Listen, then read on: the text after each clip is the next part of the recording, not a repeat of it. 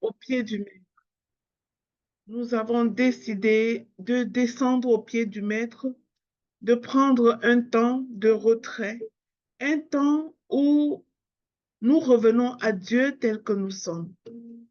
Nous avons vu hier que l'intimité avec une personne, tout comme l'intimité avec Dieu, commence par la vérité, commence par la transparence, par l'honnêteté. Alors Père, nous te bénissons, nous te rendons grâce. Nous voulons élever à nouveau ton nom aujourd'hui, que pendant ces 21 jours, ton nom soit élevé, exalté plus que jamais. Père, nous te prions afin que notre âme soit soumise, soit redressée pour reconnaître ta grandeur, reconnaître tes bienfaits, reconnaître ton immense amour, ta miséricorde infinie à notre égard. Mon Dieu, mon roi, nous venons ce matin en toute humilité telle que nous sommes. Nous ne sommes pas des saints rassemblés ici, mais nous sommes bien des pécheurs. Je crois que chacun de nous a péché. Mais Seigneur, ta parole dit que tu détestes le péché, mais tu aimes le pécheur. Alors nous sommes sûrs de ton amour, Seigneur, et nous nous présentons tout simplement devant toi, Seigneur, avec toute la honte que cela comporte, comme un enfant qui a mal fait et qui retourne à la maison devant ses parents. Seigneur, telle est notre mentalité ce matin lorsque nous nous rassemblons ici. Nous venons en toute humilité. Nous venons en toute honnêteté pour te dire, mon Dieu, mon roi, oh, ne nous laisse pas dans la boue. Ne nous laisse pas dans la honte du péché. Ne nous laisse pas, Seigneur, dans ce dans quoi nous nous sommes trempés. Tu es le Dieu qui délivre. Tu es le Dieu qui accorde la grâce d'une nouvelle vie. Tu es le Dieu qui donne une seconde chance à ceux qui sont perdus. Père, nous demandons cette seconde chance. Vers toi, Éternel, nous nous tournons ce matin et nous avons vraiment confiance en toi. Ne permets pas que nous soyons dans la honte, que nous demeurons dans la honte du péché, Seigneur. Ne permets pas cela. Délivre-nous de ce péché que nous avons commis. Chacun de nous connaît sa vie. Chacun de nous connaît sa marche avec toi. Et lorsque nous avons trébuché, ô Père, nous le savons et nous reconnaissons. Éternel, montre-nous le chemin. Montre-nous la voie. Enseigne-nous la voie que tu veux que nous suivions. Dirige-nous sur le chemin de ta vérité. Instruis-nous, ô Père, car nous savons que c'est toi le Dieu qui sauve. Nous nous attendons à toi aujourd'hui. Nous nous attendons à toi pendant cette session. Nous voulons être comme nus à toi. Nous savons que rien n'échappe à ta connaissance. Tu nous connais chacun par son nom. Tu connais notre marche. Tu connais ce que nous faisons, ce que nous croyons avoir caché dans n'importe quelle ombre, Seigneur. Tu le sais. Ô Éternel, veuille agir envers nous avec compassion et amour. C'est l'amour et la compassion qui te caractérisent, mon Dieu, mon roi. Ne tiens plus compte de nos péchés. Aujourd'hui, nous venons, Seigneur, avec une âme contrite pour te dire, Papa, accueille-nous à nouveau. Ne tiens plus compte de nos fautes passées. Nous voulons te présenter aussi les péchés que nous ignorons, ce que nous avons fait sans en être conscients. Nous voulons aussi te présenter les péchés de nos ancêtres, de notre lignée familiale, que cela ne retombe pas sur nous au nom de Jésus. Père, je prie que les liens soient brisés, que les voies de réclamation soient fermées et que la seule voix qui parle fort à notre sujet soit la voix du trône de grâce, la voix du sang de Jésus qui nous a lavés et qui nous lave aujourd'hui, ce matin, de tous nos péchés. Alors, Saint-Esprit, toi qui es le règne de Dieu, le gouverneur du royaume de cieux. Je t'invite en ce lieu et je t'accueille. Je suis sûre de ta présence. Merci d'être là, Saint-Esprit. Viens disposer les cœurs à la transparence. Viens disposer les cœurs à la repentance. Viens disposer la bouche qui va nous enseigner ce matin, afin que ce ne soit pas de la volonté d'homme que nous soyons enseignés, mais que tout ce que nous recevons vienne directement de toi selon ta volonté. C'est dans le puissant nom du Seigneur Jésus-Christ que j'ai prié et je déclare cette session ouverte au nom de Jésus. Amen. Je vais laisser Dr. Dorian apporter la parole. Que Dieu te bénisse, Dr. Dorian. Amen, amen, amen. Bonjour, bonjour, Papa qui. Bonjour, bien-aimés dans le Seigneur. Bonjour à tous. Bonjour, chers membres du réseau. Je suis Dr. Dorian, pour ceux qui ne me connaissent pas. Je bénis le Seigneur pour le leadership du ministère Ta Seconde Chance qui m'a convié à enseigner aujourd'hui. Que Dieu vous bénisse. Saint-Esprit, je reconnais mon incapacité. Je reconnais, Seigneur, que si ce n'est pas toi qui fais, alors moi, je suis incapable. Si ce n'est pas toi qui parles, alors je ne suis même pas digne de parler. Alors, Saint-Esprit, je t'invite et je t'implore. Viens et prends toute ta place. Parle à ma place. Parle au travers de moi. Et que mes frères, mes bien-aimés qui sont ici, que chacun reçoive sa portion selon ta volonté au nom de Jésus. Amen.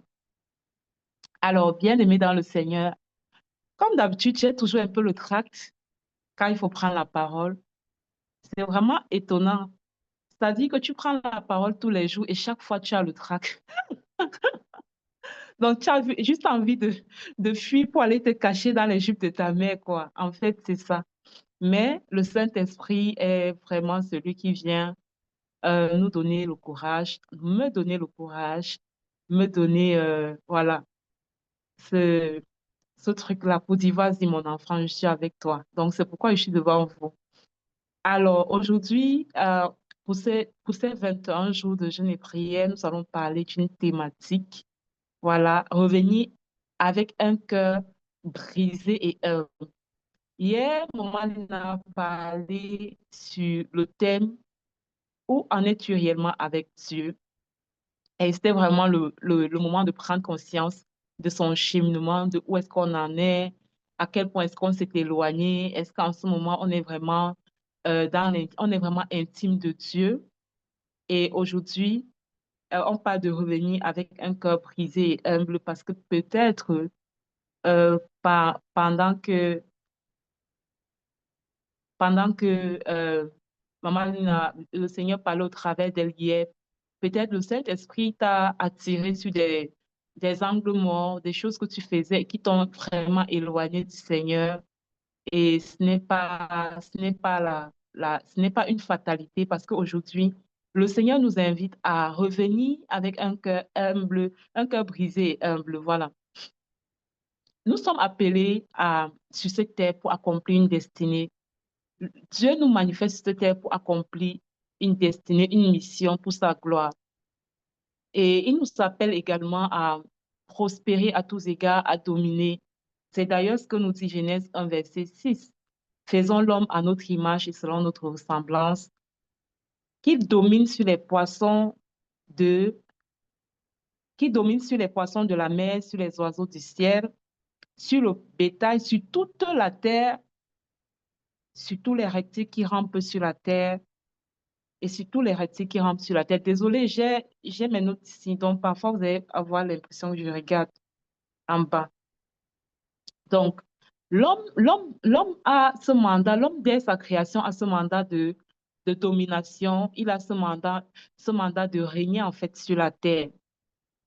Cependant, Adam et Ève vont désobéi à Dieu au jardin d'Éden et ça va donc entraîner une séparation.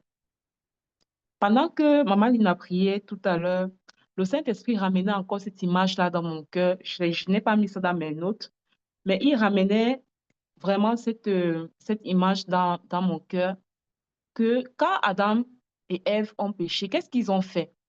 Ils ont fui et ils se sont cachés de la face de Dieu. Ils ont fui et ils se sont cachés. Ils ont eu peur et ils se sont cachés de la face de Dieu. Est-ce le cas pour toi, bien-aimé? Est-ce que tu t'es caché de la face de Dieu à cause de ce péché, à cause de ces choses que tu fais et qu'au plus profond de toi, il y a une voix qui te dit que ce n'est pas correct, que ça ne glorifie pas Dieu? Alors, pour continuer dans la continuité de mon message, j'étais en train de dire que nous avons été appelés pour dominer. Mais pourquoi est-ce que l'homme aujourd'hui est dominé? Celui qui devait dominer sur toute la terre est celui qui est dominé aujourd'hui. Tout part donc de cette désobéissance d'Adam et Ève qui sépare l'homme de Dieu. Et quand l'homme est séparé de Dieu, il perd son autorité, il perd son pouvoir, il perd ce qui devait lui donner la capacité de dominer. Et désormais, il y a quelqu'un qui est sur lui, c'est celui qui l'a eu, c'est celui qui l'a trompé, c'est Satan. C'est Satan maintenant qui domine l'homme. Et c'est pourquoi il peut affliger l'homme par le péché, par les maladies, par les oppressions démoniaques, par toutes sortes d'attaques bizarres, par les échecs répétés, par le manque, par la pauvreté extrême. Donc, l'homme subit toutes ces choses parce que il est passé du statut de dominant à dominé. Pourquoi? Parce qu'il est déconnecté de sa source. Il est déconnecté de la personne qui lui donne la capacité ou qui le capacite pour dominer ou qui l'établit dans la domination. Donc,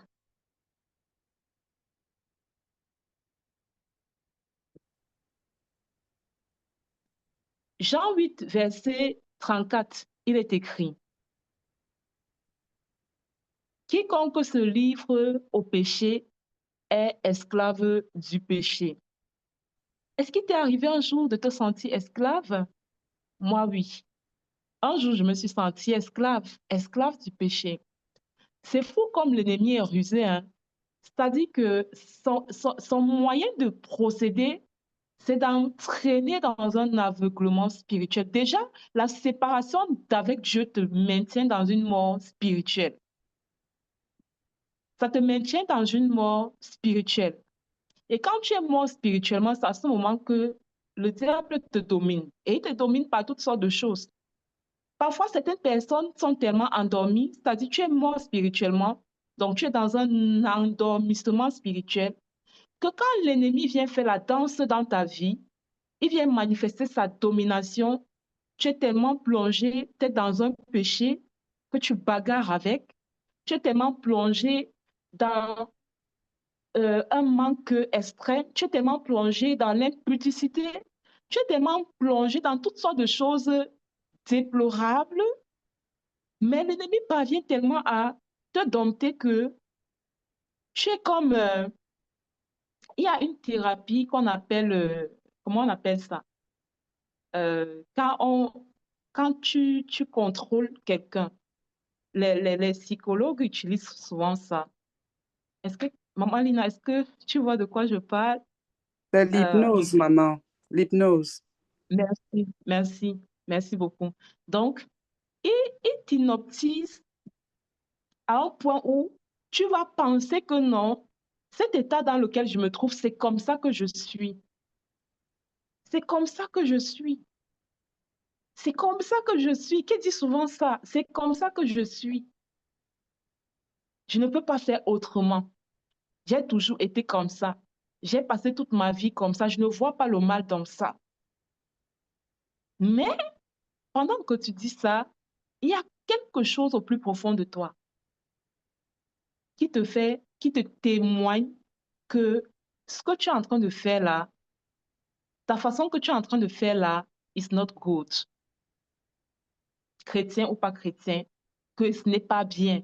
Dieu a mis en nous cette voix de la conscience. C'est-à-dire que chrétien ou pas chrétien, quand tu fais le mal, quand tu fais quelque chose qui sort des normes établies par le Créateur, cette voix va te chuchoter que... Et c'est pourquoi parfois il y a une culpabilité silencieuse. Même quand tu me dis, c'est comme ça que je suis, il y a une culpabilité silencieuse parce que ça ne dépend pas de toi en fait. Et le toi intérieur est en train de reconnaître que ce que tu fais est mal. Même si le toi conscient veut étouffer cette voix et dit, c'est comme ça que je suis. Et dit, je ne vois pas le mal dans ça. Toujours est-il, quand on accepte cet état de péché, cet état de captivité, cet état où on fait des choses et qu'on reconnaît qui ne sont pas en, qui ne sont pas en accord avec la volonté de Dieu, on est comme esclave. Et je vous assure, cet esclavage est réel. Cet esclavage est réel. Ça veut dire que tu es dominé. Si c'est l'impudicité, ça veut dire que tu es esclave de l'esprit d'impudicité et il te manipule. Tu as des attirances bizarres. Tu as des attirances bizarres. Aujourd'hui, ça avait X. Dans 2 jours, ça avait Y. Et tu as l'impression que si tu ne fais pas comme ça, tu ne peux pas vivre. Et tu as le sentiment en toi, c'est toi, tu parviens à te convaincre que non, c'est comme ça que je suis. Il t'entraîne dans un système d'esclavage où tu peux commettre l'adultère et il parvient à te convaincre que non, on ne mange pas la sauce d'arachide tous les jours. Il faut varier souvent un peu la sauce. Dans un système de fornication où tu as un certain âge, tu n'es pas marié et il te convainc que non, l'affaire de sanctification, c'est pour les jeunes. Moi, j'ai 50 ans, j'ai 60 ans. Je dois me trouver un homme qui va me réchauffer un peu de temps en temps. Et le monde est même déjà parvenu à nous faire croire que quelqu'un qui n'est pas constamment en activité sexuelle, quelque chose va être déréglé en lui. Donc ça encore, ça vient te convaincre que non, c'est comme ça que ça doit être. Mais au fond de toi, there is something that is saying that it's not good. Il y a quelque chose comme ça. Maintenant, quand tu deviens esclave, et quand une personne devient esclave du péché, est complètement dominée par le péché, parfois c'est pas le péché, parfois même ce sont les démons, c'est-à-dire une porte du péché a été ouverte une seule fois et ça a permis que des démons puissent rentrer dans ta vie, te causer toutes sortes de... Tu as des bizarreries qui arrivent, des choses qui arrivent dans ta vie, tu n'arrives pas à expliquer, qui se répètent, tu n'arrives pas à expliquer. Donc, dans ce système d'esclavage, il y a comme un voile qui t'empêche de voir. Il y a comme un voile qui t'empêche qui t'empêche de te réveiller, qui t'empêche de te rendre compte que there's something wrong, qui t'empêche de te rendre compte que ce n'est pas normal, qui t'empêche de te rendre compte que tu n'es pas sur le bon chemin. Et c'est ça, les manifestations de la mort spirituelle. Parce qu'en ce moment, tu es mort spirituellement. Parce que déconnecté de la source, déconnecté de Dieu et esclave de Satan, là, tu es complètement mort. Même si tu marches, même si tu ris, même si tu parles avec les gens, tu, tu es mort. Tu es mort parce que déconnecté de Dieu. C'est un peu comme une batterie de voiture. Cette batterie de voiture, si on ne la recharge pas après un certain nombre de temps, je crois que Pasteur Cédric avait partagé un peu une expérience ici avec la batterie de sa voiture. Parce que je n'ai pas encore de véhicule. Il faut que tu commences à appeler le véhicule, hein. Ou bien, donc, parce que je crois, hein, sans me tromper, j'ai quand même fait l'auto-école, qu'on la charge et que si la charge comme elle est appelée à s'épuiser, elle est appelée à s'épuiser parce qu'on l'utilise. Donc, elle est appelée à s'épuiser complètement. Mais si on ne recharge pas, la voiture ne fonctionne pas. La voiture ne fonctionne pas. Comme j'ai dit, je n'y connais pas grand-chose, mais je dis comme ça sort, j'espère que je ne me trompe pas. Ou prenons un exemple plus classique du téléphone. Là, en ce moment, j'ai une certaine batterie de téléphone chargée. Mais si, après avoir fini ici, je ne recharge pas mon téléphone, une chose est sûre, c'est qu'après un certain nombre de temps, mon téléphone va s'arrêter. Et peu importe la marque, même si c'est comment on appelle ça là, le iPhone, combien de max là? Même si c'est le iPhone 20 Pro Max, ça va être complètement inutile. Ça va être complètement inutile jusqu'à ce que je le recharge. Et la plupart d'entre nous vivent cette vie-là comme ça, où tu es là, mais en réalité, c'est juste comment on appelle ça? C'est juste l'emballage physique là qu'on voit. C'est juste ça. Il y a rien en fait. Il n'y a pas de vie même. Parce que celui qui donne la vie n'est pas connecté avec toi. Des personnes qui vivent la vie comme ça, c'est-à-dire, c'est comme je suis là et puis j'attends juste le jour de ma mort, complètement esclave, complètement esclave et inutile, esclave et inutile, parce que c'est impossible d'accomplir le but de Dieu, ou bien impossible d'accomplir efficacement le but de Dieu pour sa vie quand on est dans cette posture d'esclave. Cependant, beaucoup parmi nous forcent. Et pendant que je parle comme ça, le Saint-Esprit me mue en ligne là. Souvent parmi nous, les coachs, les entrepreneurs, on veut briller dans le couloir de sa destinée, mais la vie est sale. Mais la vie est sale. Et on se cache derrière ce titre. Oh, je suis une grande coach, on me respecte sur les réseaux. Quand j'arrive, on me donne la place, on m'applaudit. Mais la vie est sale. On a le sentiment qu'on vit un semblant de gloire, mais on est esclave en même temps. C'est pourquoi hier, il était important vraiment de commencer par ce premier thème. Où est-ce que tu en es réellement avec Dieu? Parce que ça, c'est la base. Nous sommes en train de prendre 21 jours au pied du Maître. Les 21 jours au pied du Maître, là, ce n'est pas pour faire semblant, c'est vraiment pour communier avec lui, c'est pour rentrer dans l'intimité avec lui. Parce que c'est dans l'intimité avec lui que nous puisons notre vitalité, notre puissance, notre force pour faire tout ce que nous avons à faire dans notre mission. Donc, on est en train d'aller comme ça dans un parcours de restauration d'intimité avec le Seigneur. Mais ces premières étapes sont essentielles.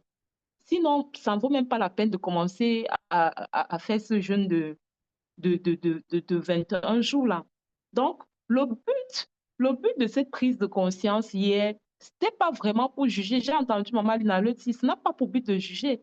Et le but de ce que je dis aujourd'hui n'a pas pour but de juger, c'est de susciter un réveil. Susciter un réveil de cet endormissement spirituel. La parole de Dieu dit, si vous écoutez ma voix, si vous entendez ma voix, n'endurcissez pas vos cœurs. N'endurcis pas ton cœur. Ces interventions ont pour but de susciter un réveil de ton esprit endormi, de te faire comprendre que ce n'est pas normal ce que tu vis. Tu es complètement sous la domination, esclave du péché, esclave de Satan. Ce n'est pas normal. C'est susciter un réveil pour te dire ne tolère pas ce mal dans ta vie. Ne tolère pas cette chose qui ne glorifie pas Dieu dans ta vie. Ne tolère pas ça. C'est pourquoi nous suscitons cette prise de conscience. C'est ça le but en fait. Dans Joël 2, verset 12, il est écrit: Maintenant encore, dit l'Éternel, revenez à moi de tout votre cœur, avec des jeûnes, avec des pleurs et des lamentations. Et c'est en ça que se trouve la quintessence de cette série de 21 jours de jeûne que nous avons pris, pour que cette parole de Joël 2, verset 12 s'accomplisse. Ensemble, nous revenons à Dieu d'un seul cœur. Et nous revenons avec un cœur brisé et humble pour dire: Seigneur, j'ai péché contre toi. Ce qui était mal à tes yeux, je l'ai fait. Maintenant, me voici. Me voici devant toi, complètement dépouillé de moi-même, complètement dépouillé de mon ego, de mon orgueil. Me voici, je m'abandonne entre tes mains. Restaure-moi. Restaure ma relation avec toi.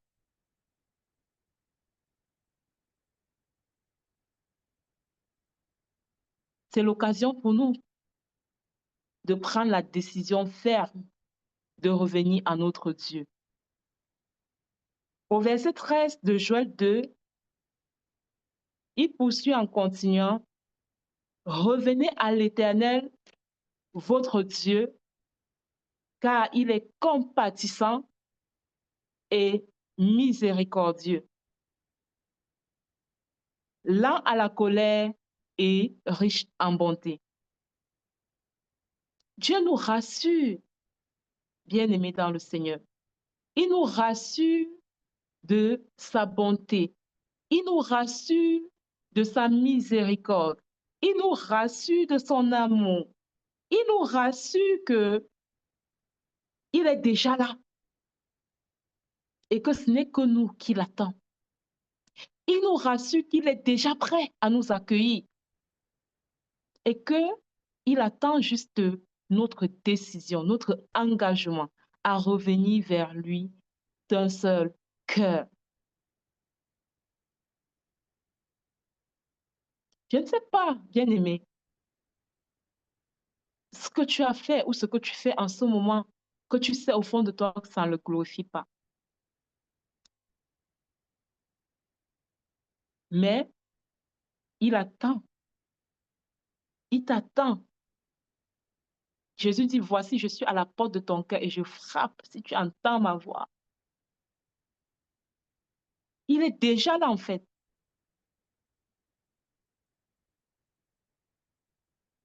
La vérité, c'est que nous avons besoin de retourner au Père. Ce n'est pas pour Dieu que nous retournons à lui. Ce n'est pas pour Dieu que nous prenons la décision de nous réconcilier avec lui.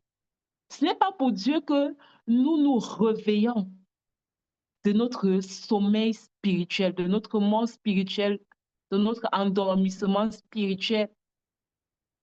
Ce n'est pas pour Dieu. C'est d'abord pour nous. Quand j'ai compris ça, c'est pas ce que je dis là maintenant, c'est pas dans mes notes. Mais moi, quand j'ai compris ça, j'ai compris que je ne pouvais pas rester dans le péché. Oui, je suis tombée. Je suis même tombée une fois, deux fois, trois fois. Mais quand j'ai compris cette parole, que c'est d'abord pour moi, chercher Dieu jusqu'à ce que je sois calée. Chercher Dieu jusqu'à ce que je sois affermie, jusqu'à ce que je sois enracinée profondément. Chercher Dieu jusqu'à ce que je devienne puissante face à l'ennemi. Chercher Dieu jusqu'à ce que je devienne forte face au péché. Chercher Dieu jusqu'à ce que Christ prenne complètement la place en moi. Quand j'ai compris ça, j'ai dit non, oui, je suis tombée. Oui, j'ai mal fait, mais non, je ne vais pas rester là-bas. Mais non, je ne vais pas rester dans la boue. Mais non, je ne vais pas rester à terre. Non, j'ai refusé.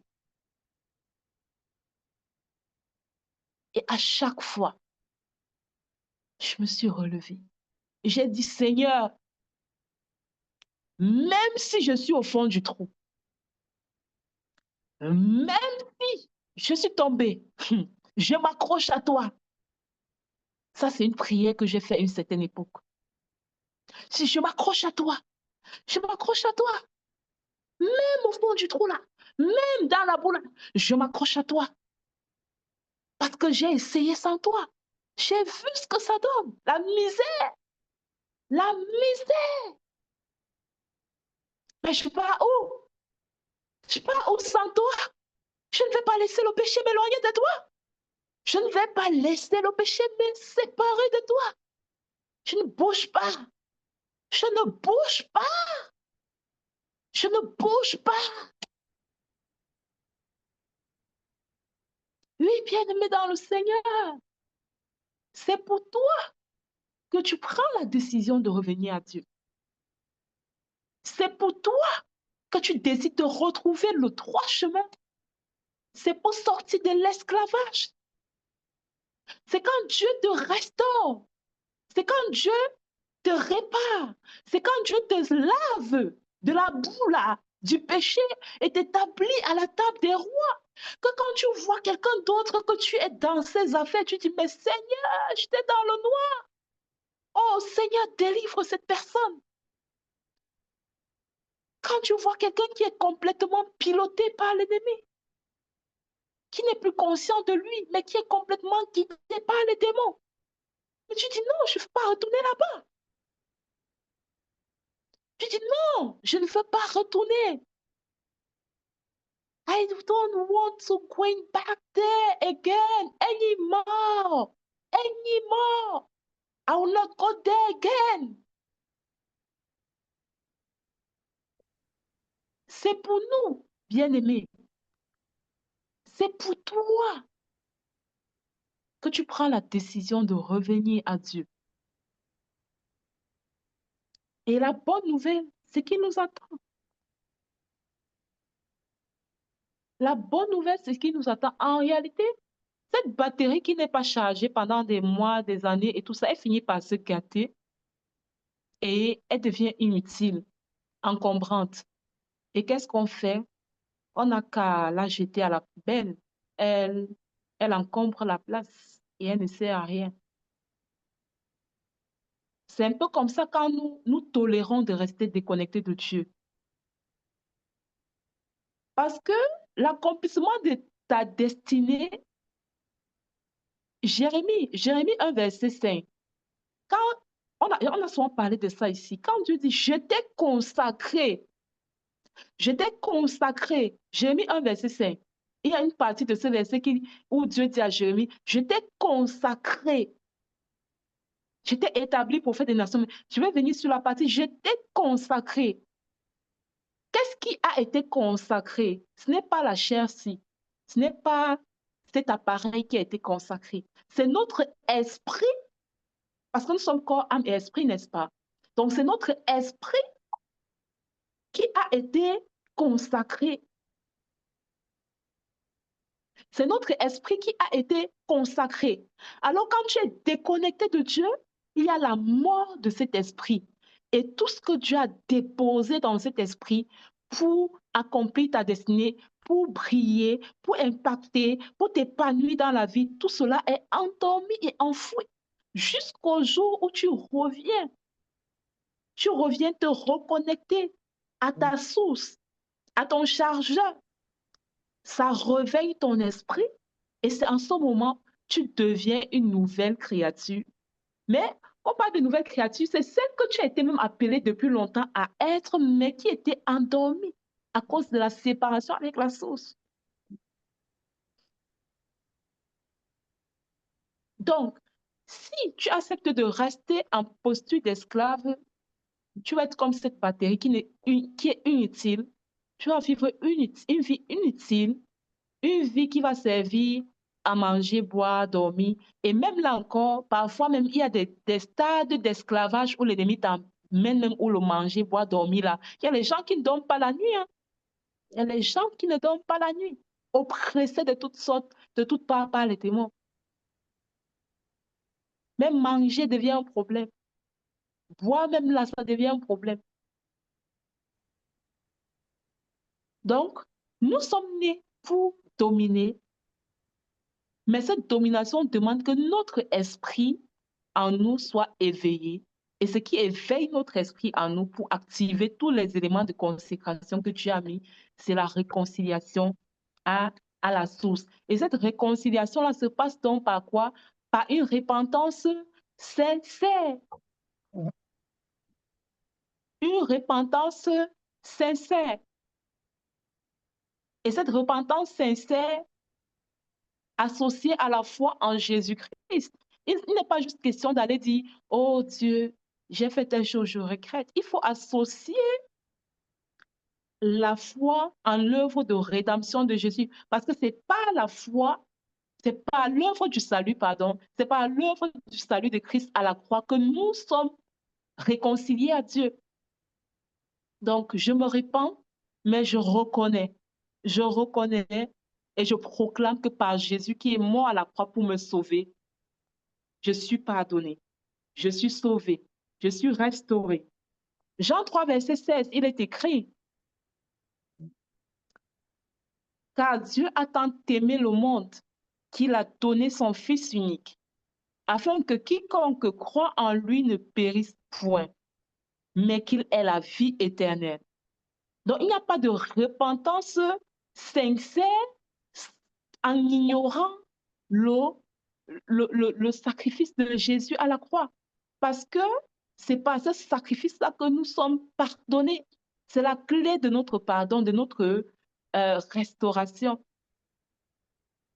Alors, comment revenir concrètement à Dieu lorsqu'on réalise qu'on s'est perdu en chemin et qu'on a pris un chemin, pardon, et qu'on a pris une voie qui ne le glorifie pas? J'ai beaucoup, c'est-à-dire que cette phrase m'a parlé et je vous assure que même après le soir, hier soir particulièrement, dans mon temps de prière, j'ai vraiment décidé d'expérimenter ça. L'intimité avec Dieu commence par la vérité. J'avais passé la journée ici avec les enfants, mes enfants, les enfants de mes voisines qui aiment beaucoup rester ici chez moi. Et comme c'était dimanche, donc le désordre était partout, donc j'ai beaucoup crié. Et le soir, pendant ma prière, j'ai pensé à cette phrase. L'intimité commence par la vérité. Je ne pouvais pas juste venir devant Dieu et commencer à faire comme si de rien n'était en fait. Quelque chose en moi me témoignait que j'avais trop crié. Oh, ne touche pas ça. Oh, range ça, laisse ça. Oh, ça journée. Donc, j'ai commencé par parler à Dieu, à lui dire vraiment, Seigneur, je sais, j'ai passé la journée là à crier. C'est pas facile avec les enfants là. Tel enfant, je ne comprends pas. Aide-moi à comprendre cet enfant. Aide-moi à comprendre comment il fonctionne. Parce que si tu ne m'aides pas, je ne pourrai pas. Donc, tu vois, je donne juste un exemple en fait de comment est-ce que ma prière s'est déroulée. En prenant vraiment conscience de l'intimité vraie, profonde, commence par la vérité. Et là, ma prière était plus profonde en fait. Elle était plus sincère. Elle était plus intime. Parce que je ne suis pas venue en ce moment comme une super chrétienne, comme une personne qui connaît trop prier, qui connaît trop les versets bibliques. Non. Je suis venue devant mon père, je lui ai dit, Père, papa, regarde toi-même. Voici ce que j'ai m'aider à ce niveau. Mais je te supplie, ne me laisse pas comme ça. Ne me laisse pas dans cet état. Je sais que cet état-là ne te plaît pas. Je sais que cet état ne te glorifie pas. Ne me laisse pas comme ça, en fait. Tu ne me laisses pas comme ça. En ces 21 jours, éradique tel comportement en moi, éradique telle chose en moi. Et j'ai vraiment prié comme ça. Et ce matin, quand je me suis réveillée avec ce verset dans mon esprit, Ézéchiel 36, verset 26. Je vous donnerai un cœur nouveau. Je vous donnerai un cœur nouveau. Et j'étais tellement consolée, j'étais tellement... Excusez-moi, il y a quelqu'un qui cherche à m'appeler là. J'étais tellement consolée par ce verset et j'ai prié encore avec Seigneur, merci, parce que tu me donnes un cœur nouveau. Merci parce que tu enlèves mon cœur de pierre et tu me donnes ton cœur de chair.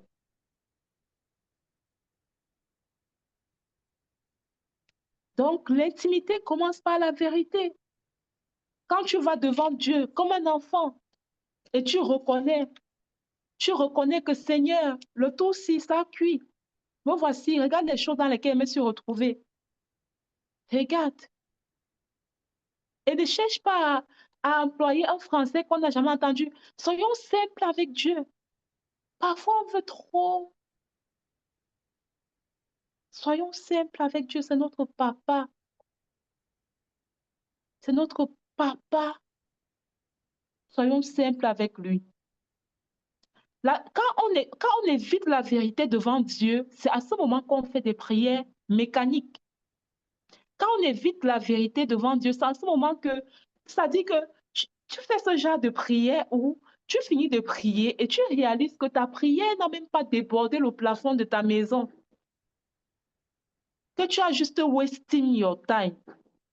You were just wasting your time. You were not praying. Because true prayer begins by this sincerity.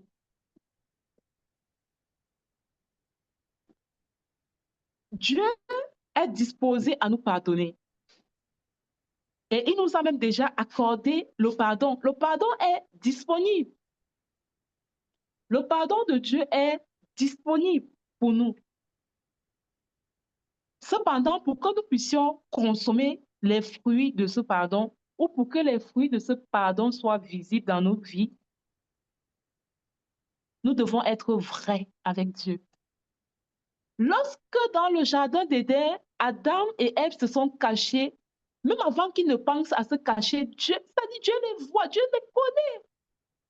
Dieu te connaît, Dieu me connaît. Donc, il connaît quand on n'est pas vrai, en fait. Il connaît quand on est faux. Il connaît quand on est orgueilleux, l'orgueil spirituel, de penser que, oh, ça fait 20 ans, je suis dans le Seigneur, je suis déjà arrivé. Je suis déjà arrivé. Il y a une expression que j'entends dans mon église locale, et c'est comme tout nouveau arrivant, on l'appelle une brebis. Et je voyais dans le groupe des femmes, la MFI, le ministère des femmes d'impact, comment une sœur a écrit là-bas, on parlait en fait d'une autre sœur et l'autre sœur a dit que oui, la première fois que je l'ai vue, je croyais que c'était une brebis. Mais le jour où elle a pris la parole, j'ai compris qu'elle était déjà avancée. En fait,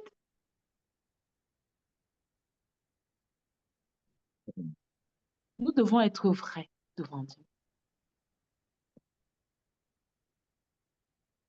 Nous devons développer ce cœur d'enfant. Bonjour. OK. Nous devons développer ce cœur d'enfant. Parce que c'est au creux. Nous devons développer ce cœur d'enfant parce que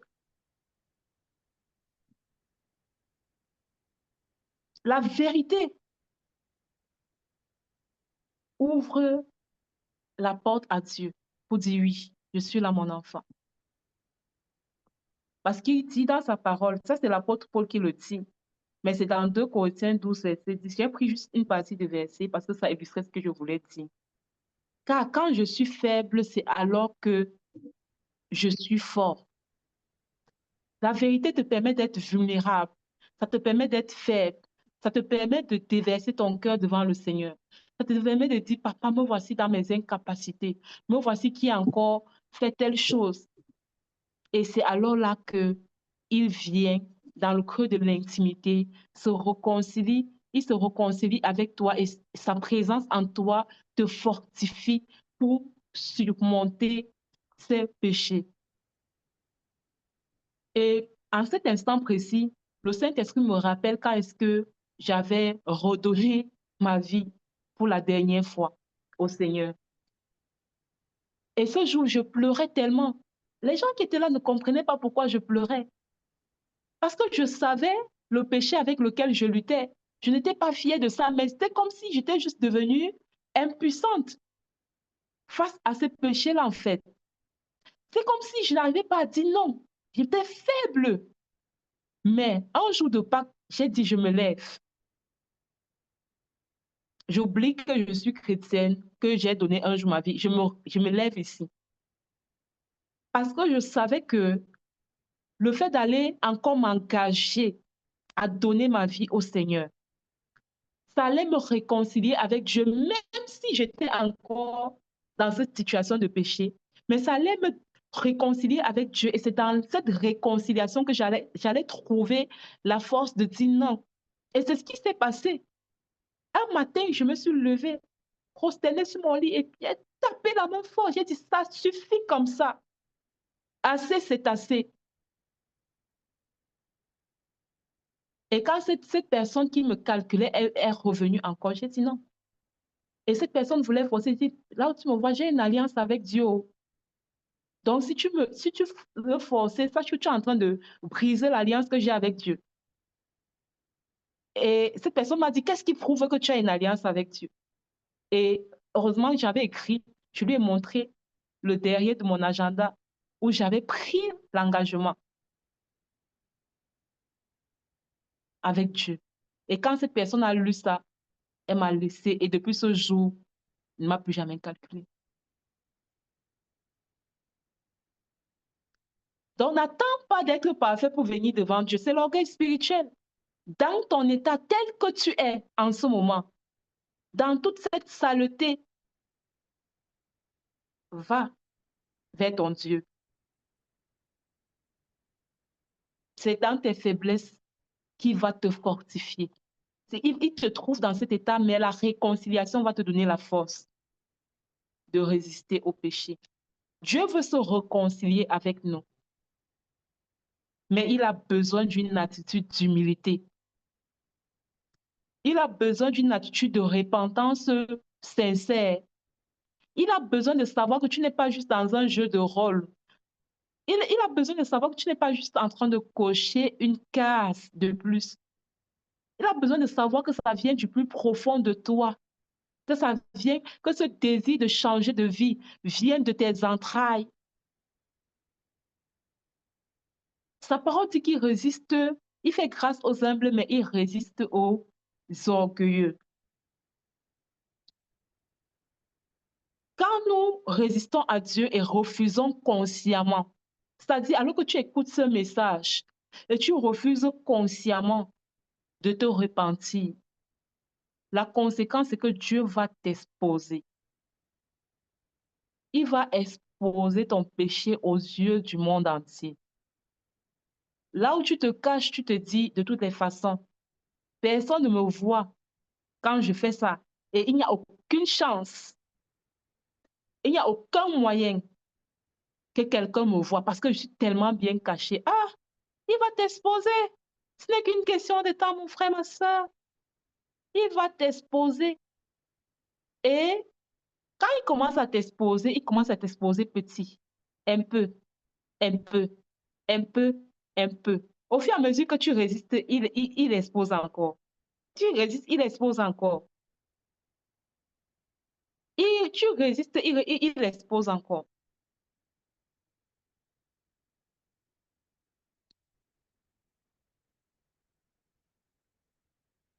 Tu vois, non? Je vous ai parlé en bonne camerounaise. Tu vois, non? Miséricorde. Tu vois, non? Oh, pardonne-moi, Seigneur. Ah, Nahum 3, verset 5. Nahum 3, verset 5 dit ceci. Me voici contre toi. C'est Dieu qui parle. Me voici contre toi, dit l'Éternel des armées. Je relèverai tes pans jusque sur ton visage. Je montrerai ta nudité aux nations et ta honte au royaume. Donc, tu peux faire semblant devant les gens, devant les followers, devant ceux qui te suivent, devant ton entourage, dans ton église. Tu peux faire semblant, comme si tu marchais avec Dieu alors que tu sais très bien que tu es déconnecté de lui. Tu peux faire semblant et les gens vont croire en fait. Mais quand l'heure de Dieu va sonner pour t'exposer, il va t'exposer, il commence en détail et après il t'expose en gros. Je vous assure, c'est la vérité. Hum. Dieu est, Dieu est Dieu. Et sa parole, tout ce qui est dans la Bible est vrai. Croyez-le, mes frères. C'est quand tu comprends que tout ce qui est dans la Bible est vrai, quand tu veux croire aux promesses, tu crois fortement, tout ce qui est là-bas est vrai. La version parole vivante de Nahum 3, verset 5 dit ceci. Je m'en prends à toi, déclare le Seigneur des armées. Je retrousserai ta robe jusqu'au-dessus de ta tête. J'exposerai ta nudité au regard des nations et ta honte aux yeux des royaumes. Et ce qui se passe quand Dieu t'expose, c'est-à-dire tellement il t'a parlé, répands-toi, répands-toi. Tu t'es connecté ici au ministère, on a parlé. Tu t'es connecté à ICC, on a parlé. Tu t'es connecté chez Compassion, on a parlé. Tu t'es connecté chez le pasteur Mohamed Sanogo, il a parlé. Tu es parti dans ton église, on a parlé. Mais chaque fois, tu dis, ah, laissez-moi vos affaires là. Il y a les gens qui disent souvent ici au pays que on vit 2 fois. Mieux est fait et après je meurs. OK. Le problème n'est pas de faire et de mourir. La question, c'est où est-ce que va ton âme après, en fait? Où est-ce que tu passes l'éternité? Et je dis toujours que le paradis commence ici sur terre. Tu es dans un semblant, dans quelque chose qui te fait croire que c'est le paradis, mais tu es esclave. Tu es esclave du diable. Il te manipule, il jongle avec toi. Tu penses que tu es au paradis. Tu vois? Il dit que si tu ne te répands pas, il s'en prend à toi. Et il retrousse ta robe. Donc, il soulève ta robe jusqu'au-dessus de ta tête pour que tout le monde voit ta nudité et ta honte est exposée. C'est pourquoi, parfois, vous voyez certaines personnes impactées faire des choses. Un jour, vous cherchez ces personnes, parfois, vous ne les voyez plus. Vous ne les voyez plus parce que la nudité est exposée et on a honte. Maintenant, quand on a honte, le lieu n'est pas de fuir, en fait. Il faut revenir à Dieu.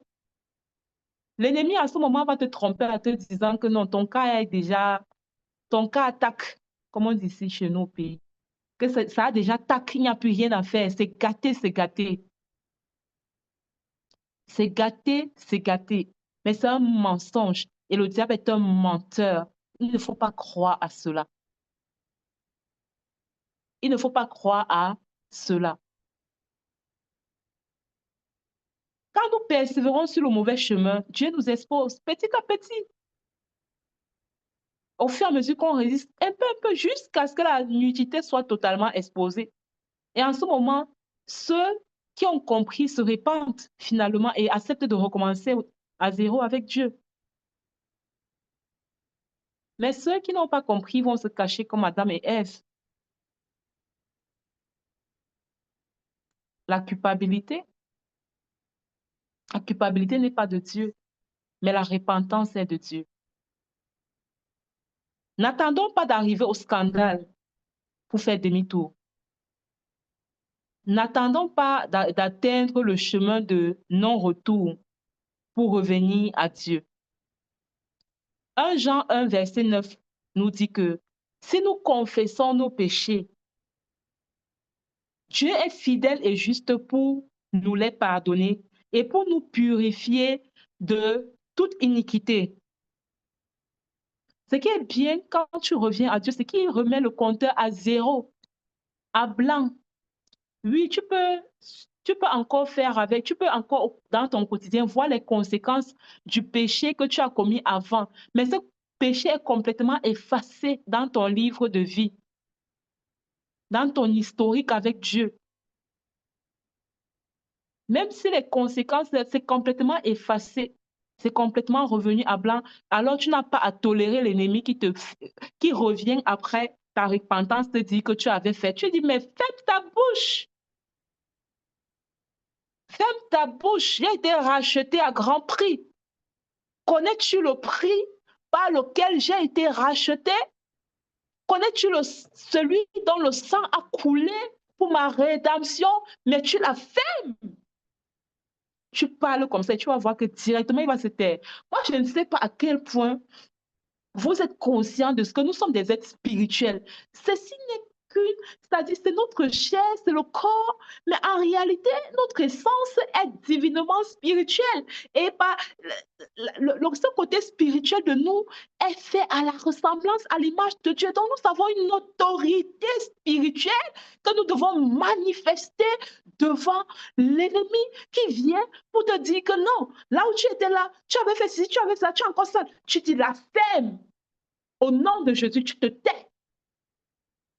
J'ai été racheté à grand prix. Quelqu'un écrive dans ce chat, j'ai été racheté à grand prix.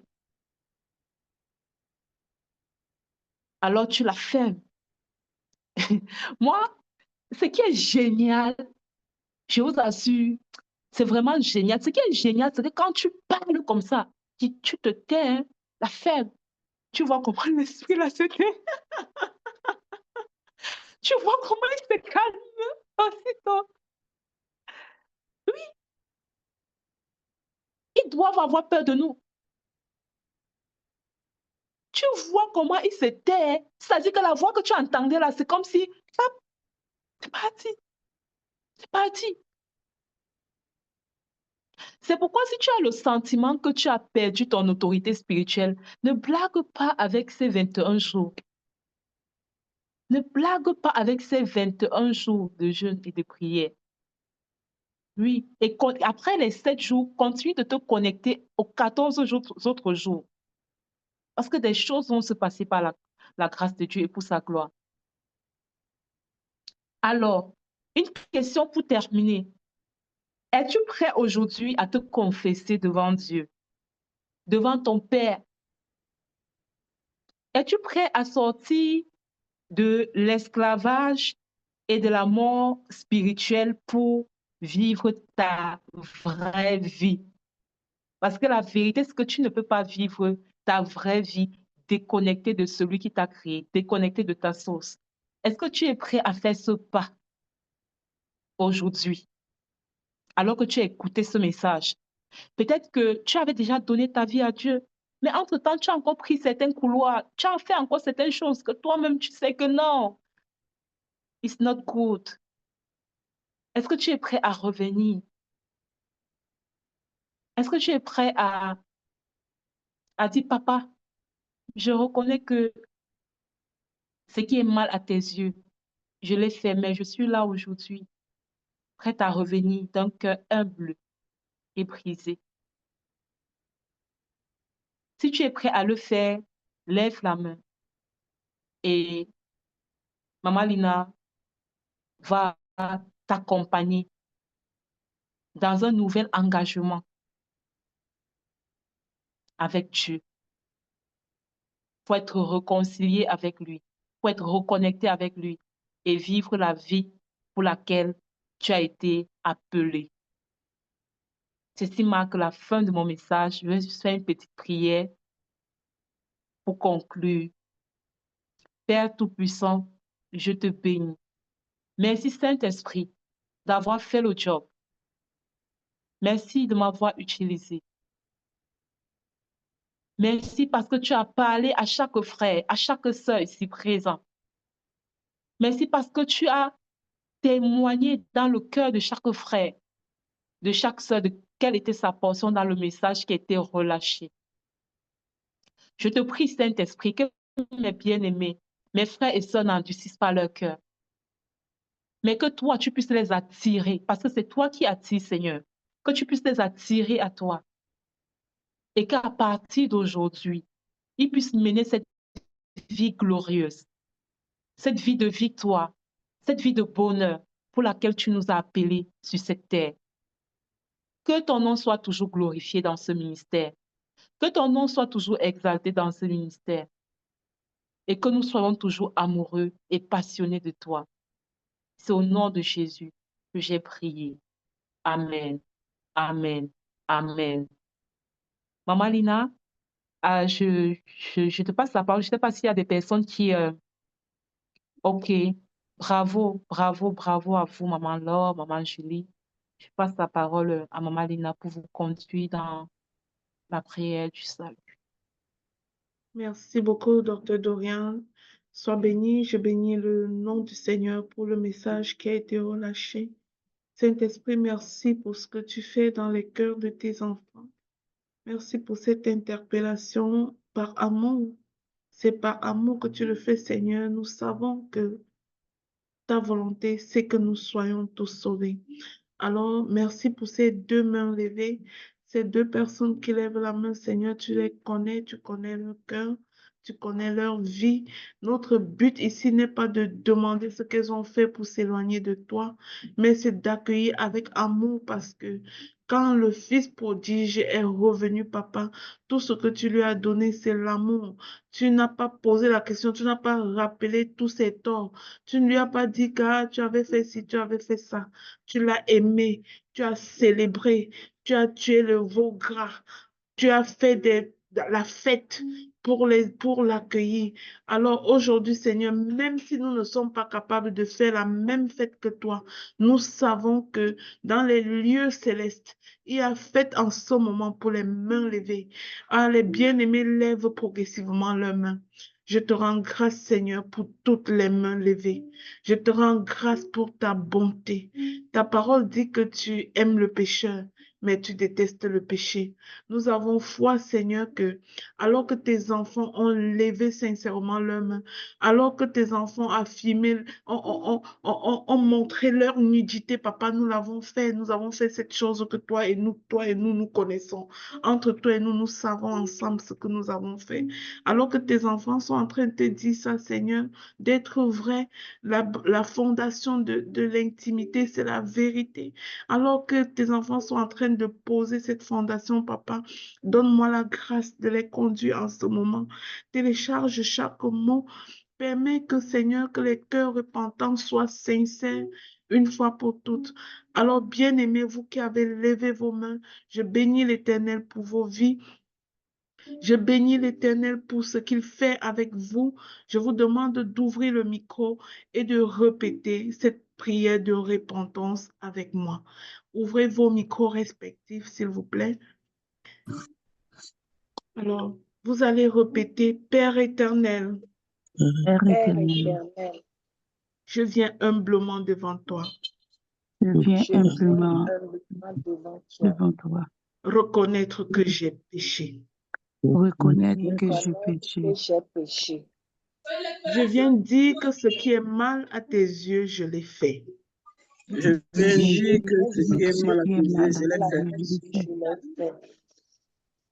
Mais je crois en ton amour. Mais je Mais je crois en crois Mais je ton en ton crois amour. en amour. ton amour. Je crois que tu es mon Père. Je Je crois crois que que Je tu es tu es crois mon que mon Père. Père.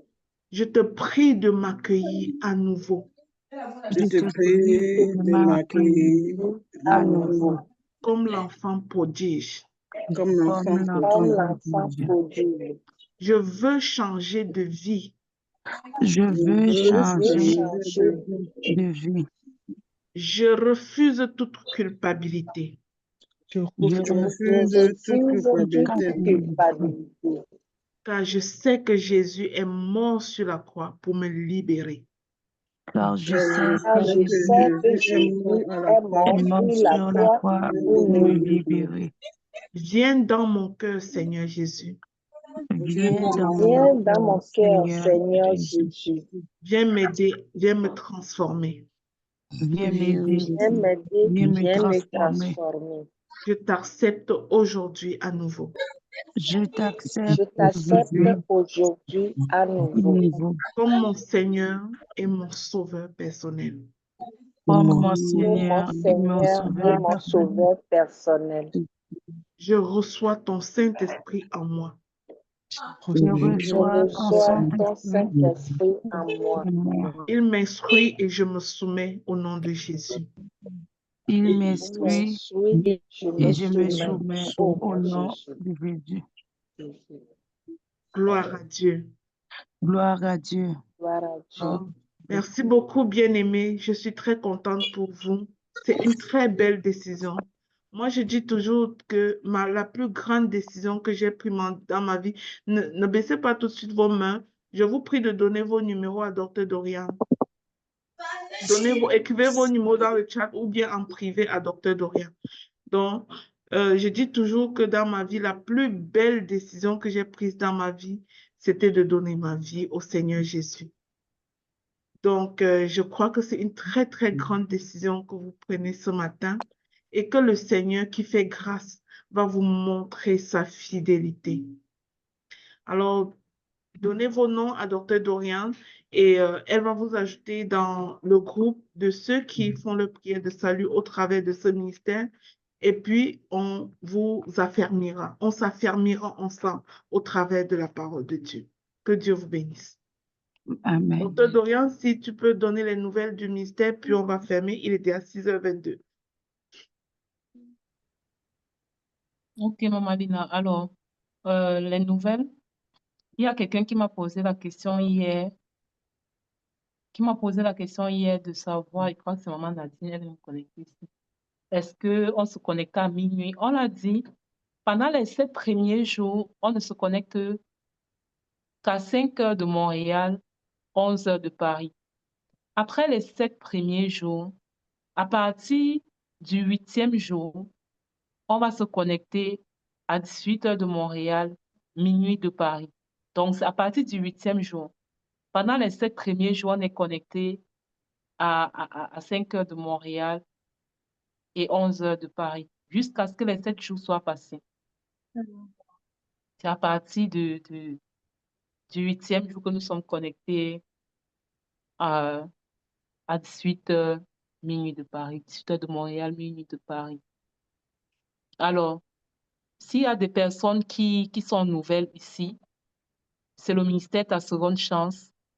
Je vais mettre le lien du groupe du ministère. Rejoignez ce groupe-là et à la fin de ce temps, je vais aussi laisser un message pour dire, voilà, je suis Dr. Dorian. Et vous allez m'écrire, surtout pour vous qui avez donné votre vie au Seigneur. Donc, rejoignez le groupe du ministère. Parce que là, je vois, il y a un seul numéro ici, et puis le numéro, ça n'a pas d'indicatif de pays. Ça commence par 450. Je ne sais pas de quel pays il s'agit. Donc, intégrez ce groupe du ministère et je vais laisser un message pour dire Hello, je suis Dr. Dorian et vous m'écrivez en privé en ce moment. Voilà. Donc, il y a également notre collecte mensuelle dans le réseau Ta Seconde Chance. Je bénis le Seigneur pour les bien-aimés qui sont en train de se déployer. Vraiment, que le Seigneur se souvienne de vous, de cet engagement que vous prenez tous les mois pour bénir les orphelins. Vraiment que le Seigneur vous bénisse et qu'il se souvienne toujours de vos enfants partout où ils vont se trouver sur la surface de la terre. L'autre information, c'est le sommet du leadership humanitaire, le sommet international du leadership humanitaire et de la destinée qui se tiendra le 25 juillet prochain au Cameroun. Donc, vous êtes invités à vous intéresser à cette activité parce que c'est notre grande conférence annuelle dans le réseau Ta Seconde Chance. Donc, OK, Monsieur Ismaël. Donc, vous êtes invité à réserver votre place On a un certain nombre de places dans la salle. On commence la communication en ce moment pour que vous puissiez déjà réserver votre place ou vous préparer à réserver votre place. N'attendez pas la dernière minute. Donc, les places vont de... Il y a des places de 15 000, des places de 15 000, 25 000 et 50 000. Et nous tenons vraiment à vous informer que chaque place que vous prenez, ce sont des dons que vous faites aux orphelins qui seront présents ce jour. Parce que nous n'allons pas les appeler et ils vont passer la journée avec nous et après ils vont juste se lever partir. Donc, quand vous prenez votre place, sachez que vous êtes en train de faire un don. Et si vous avez à cœur de faire le don au-delà, de prendre votre place, c'est vraiment toujours la bienvenue. Voilà. Je vais m'arrêter ici. Par contre, il y a le club de lecture biblique. Oui, je partage le lien rapidement. Dans le ministère, nous avons le club de lecture biblique pour s'entraîner à la lecture biblique quotidienne. Le club est dirigé par Maman Sarah, qui tous les jours envoie des messages pour encourager les gens à lire la parole.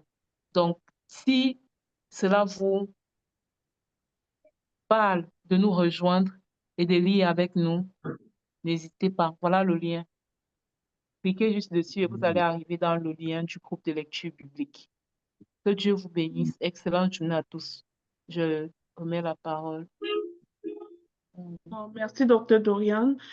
Ici dans le chat, j'ai mis un document PDF. C'est les consignes utiles pour ce temps de jeûne. Donc, pour tirer vraiment le grand avantage de ce temps de 21 jours, ouvre ce document, lis les consignes et respecte ces consignes, s'il te plaît. Si tu n'as pas compris, tu pourras poser la question demain matin lorsqu'on sera connecté. Donc, tu peux télécharger ce document. Si tu es dans le groupe du ministère, le document a été partagé là. Mais vous pouvez télécharger ces consignes et prendre connaissance de ce qui est requis pendant ce temps de 21 jours. Allons écouter le pain matinal dans la journée. Prions, toutes les consignes sont là-dessus. Et qu'on se retrouve demain matin ici, exactement lorsqu'il sera 5 heures à Montréal pour une autre session. Dieu vous bénisse abondamment. Amen. Amen. Amen.